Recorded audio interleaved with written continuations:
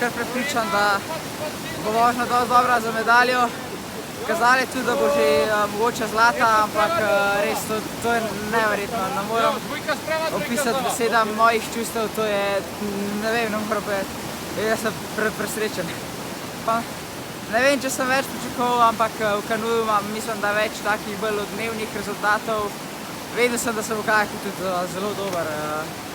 Letos sem prikazal že veliko dobrih voženj, nobena ni sicer uspela čist koliko sem si zamislil, ampak danes se je pa vse poklopil. Odpeljal sem tako, kot si vsakič zamislim in to je noro. Ja, tudi Anka-Strik je res izjemen.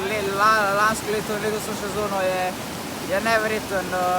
Voz tako hitro, da premaguje večino članov in letos je res nepremagljiv, tako rečeno, mladinski svetovni prvak, zdaj mladinski evropski prvak. To, da so lahko z njim na zmagovalnem odru, ne morem opisati besedam, res je neverjetno.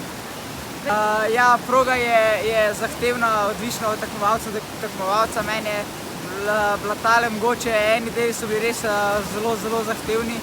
Tudi meni sem jih mogel kar dolgo časa gledati, pa kako voda teče in vse, da sem jih lepo naštudiral, da sem zdaj odpeljal tako, kot sem odpeljal v kvalifikacijah, je bila mogoče meni malce težja, ker so bile postavitve, ki jih tukaj nismo probali na treningih, ker smo bili manj kot en teden tukaj in to, da sem danes, ko sem videl to progo, sem rekel, da mi lahko uspe in danes to je neverjetno.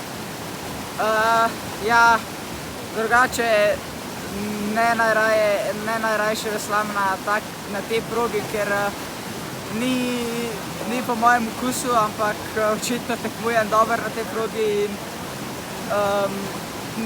ne bo najljubša proga za veslati, bo pa v najlepšem spominu, definitivno.